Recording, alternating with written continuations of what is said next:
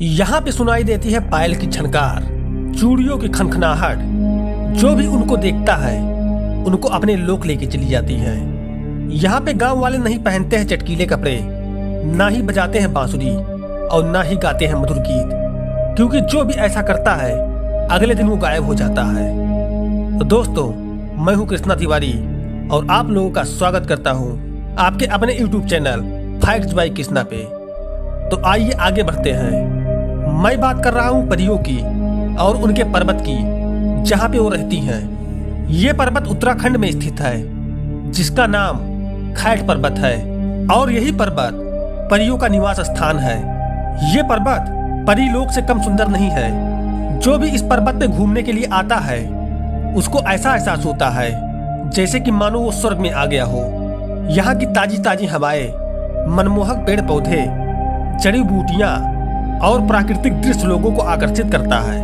यहाँ के लोगों के द्वारा बताया जाता है परियां सफेद कपड़े पहन के घूमती हैं, और अगर कोई ज्यादा चटकीले कपड़े पहनता है या फिर कोई भी ऊर्जावान व्यक्ति या नौजवान व्यक्ति उनके पास जाता है तो परियां उन्हें अपने लोक में उठा ले जाती हैं। यहाँ पे परियों की पूजा होती है और साल में एक बार यहाँ पे मेला लगता है। परियां यहाँ की गांव की सुरक्षा करती हैं। वहाँ पे एक सच्ची घटना बहुत फेमस है। गांव वालों के द्वारा बताया जाता है कि जीतू नाम के एक नौजवान लड़का बहुत सुरीली बांसुरी बजाया करता था। जितनी सुरीली वह बांसुरी बजाता उतना ही सुंदर वो दिखने में भी लगता था। उसको देखकर एक परी उसकी तरफ आकर्षित हो जाती है और उसका अपहरण करके अपनी दुनिया परी लोक में लेके चली जाती है। तब से आज तक जीतू बगड़वाल आज तक दिखाई नहीं दिया और लोगों के बीच अमर हो गया। एक समय की बात है जब जीतू बगड़वाल को अपनी जमीनों पे धान की रुपाई करनी थी। तब एक पंडित जी ने उससे कहा कि अगर धान की रुपाई अपनी बहन के हाथों से कराओगे तो धान की पैदावारी अच्छी होगी। ये बात जीतू बगड़वाल के दिमाग में बैठ जाती है और वो अपने घर में ये बात बताकर अपनी विवाहित बहन को लेने के लिए चल देता है। जैसे ही वो अपने घर से निकलने चलता है तो घर में रहने वाली एक बकरी छींक मार देती है, जिससे जीतू की माँ कहती है कि बेटा ये अशुभ है, तू आज मत जा अपनी बहन को लेने। लेकिन जीतू अपनी माँ का कहना नहीं मानता है और अपने बहन को लाने के लिए चल देता है। नदियाँ और पर्वत को पार करते हुए जीतू खैट पर्वत के पास पहुँचता है। कुछ देर वहीं आराम करने के लिए रुकता है, लेकिन उसको क्या पता कि उसके सामने एक बड़ी मुसीबत आने वाली है। खैट पर्वत पे आराम करने के साथ साथ वो बांसुरी बजाने लगता है, जिसकी धुन सुन के एक परी उसके तरफ आकर्षित हो जाती है और उसके सामने आके नृत्य करने लगती है।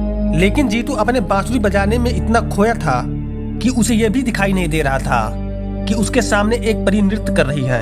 धीरे धीरे जीतू बेहोश होने लगता है, क्योंकि वो परी उसको बेहोश कर रही थी कि अचानक से जीतू अपने कुलदेवता भैरव को याद करता है और भैरव जी उस परी से जीतू को छुड़वा देते हैं।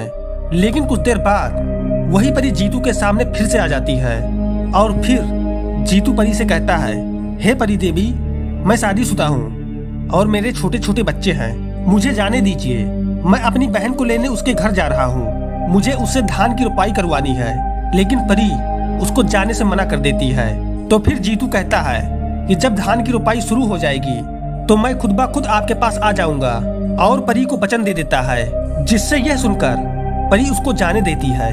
उसके बाद जीतू अपनी बहन को लेकर घर चला जाता है और पूरा घटनाक्रम अपने घर वालों को सुनाता है। फिर 2-4 दिनों बाद अपने परिवार वालों के साथ धान की रुपाई में बिजी हो जाता है और उधर परी जीतू का इंतजार कर रही होती है। अब धान की रुपाई का समय खत्म होने वाला था, लेकिन जीतू अपने वादे के मुताबिक परी के पास नहीं जाता है। तब फिर परी उसके सपने में आने लगती है और उसको बेहोश करने लगती है। लेकिन जीतू अचानक से उठता है तो सपना समझ के उस सपने को भुला देता है। फिर एक दिन जीतू अपने 2 बैलों के साथ गांठ भर पानी में खेत में काम कर रहा था। तभी अचानक से अपने दोनों बैलों के साथ उसी खेत के अंदर समा गया। अब आप लोग खुद सोचिए कि अपने खेत में गांठ भर पानी में कोई कैसे जमीन के अंदर घुस सकता है। कहा जाता है कि वो परी जीतू को अपने साथ लेके परी लोक में चली गई है। लेकिन कभी कभी जीतू रात में घर पे आया करता था और घर के कामों को करता था। एक दिन उसकी माँ ने उसको रात में देख लिया। तब से जीतू कभी नजर नहीं आया, ना ही घर पे ना ही गांव में, और हमेशा के लिए अमर हो गया। ये कहानी सुनने के बाद मजा भी आता है और डर भी लगता है। मजा इसलिए कि परी लोक में जाके वहाँ मौज से रहो, और डर इसलिए कि कहीं उसके साथ कुछ गलत ना हो गया हो। अब ये कहानी कितनी सच है और कितनी झूठ, ये तो जीतू ही जानता है, या फिर गांव वाले। लेकिन जीतू गांव में काफी मशहूर है। अगर कोई भी इस जगह पे जाके शोर करता है तो परियां उसे मूर्छित कर देती है और फिर उसको अपने लोक में उठा ले जाती है। वहीं कुछ दूरी पे एक गुफा भी मौजूद है, जिसके बारे में कहा जाता है कि उसका कोई छोर ही नहीं है। आज तक कोई भी उसके आखिरी छोर तक नहीं पहुंच पाया है।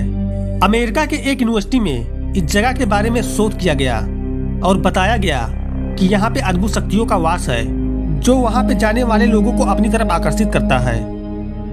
दोस्तों, अगर आपको ये सच्ची कहानी पसंद आई हो तो प्लीज वीडियो को लाइक करें और अपने दोस्तों के साथ शेयर करें, और ऐसे और वीडियोस के लिए चैनल को सब्सक्राइब करें और बेल आइकन को दबाना मत भूलना।